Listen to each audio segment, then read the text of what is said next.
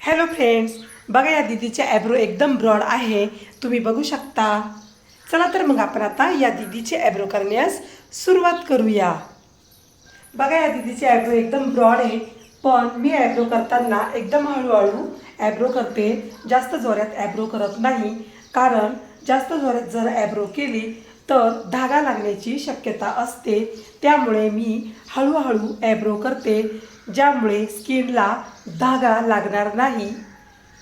किती काही झाले तरी पापण्यांवरची स्किन एकदम नाजूक असते, त्यामुळे आपल्याला ॲब्रो करताना खूप काळजी करावी लागते, जेणेकरून तेथे धागा लागणार नाही याची खूप मोठी काळजी आपल्याला घ्यावी लागते।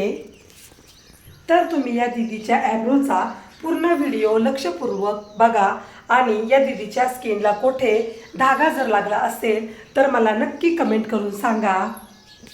पण माझ्यावर खूप मोठा विश्वास आहे, कारण इतके ब्रॉड ॲब्रो असताना सुद्धा माझ्याकडून कधीच धागा लागत नाही। कारण मी ॲब्रो करताना एकदम काळजीपूर्वक ॲब्रो करते, त्यामुळे माझ्याकडे कस्टमर खूपच येत असतात, कारण त्यांना माझ्याकडे ॲब्रो करताना अजिबात त्रास होत नाही। आज माझ्याकडे काही बायका ॲब्रो करण्यासाठी आलेल्या होत्या आणि त्या एकमेकींशी बोलत होत्या की या ताई खूप छान ॲब्रो करतात आणि त्यांच्याकडे ॲब्रो करताना कोणताच त्रास होत नाही आणि त्या ॲब्रोला खूप छान शेप देतात, त्यामुळे मी नेहमी यांच्याकडे ॲब्रो करण्यासाठी येत असते। अशा त्या एकमेकींशी बोलत होत्या आणि त्या आज काही नवीन बायकांनाही ॲब्रो करण्यासाठी घेऊन आलेल्या होत्या। तुम्ही यांच्याकडे एकदा ॲब्रो करून बघा तुम्ही माझ्यासारख्याही परत यांच्याकडे ॲब्रो करण्यासाठी येणार, अशा त्या एकमेकींशी बोलत होत्या। त्यांचे असे बोलणे ऐकून मला खूप छान वाटत होते।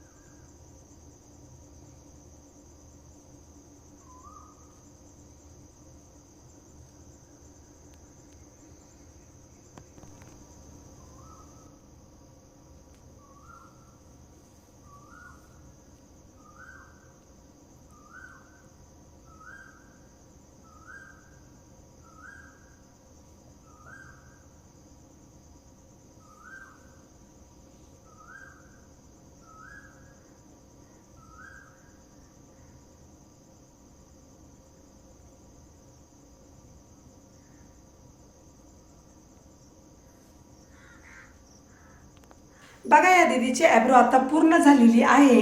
एकदम छान ॲब्रो झालेली आहे. या दीदीला तर ही ॲब्रो खूप खूप आवडलेली आहे. या दीदीच्या ॲब्रोला कोठेही धागा लागलेला नाही आहे, कोठेही वरखाडे वटलेले नाही आहे. तुम्ही बघू शकता. चला तर मग पुन्हा भेटूया अशाच नवीन व्हिडिओमध्ये. तोपर्यंत बाय बाय. व्हिडिओ पूर्ण बघितल्याबद्दल खूप खूप धन्यवाद.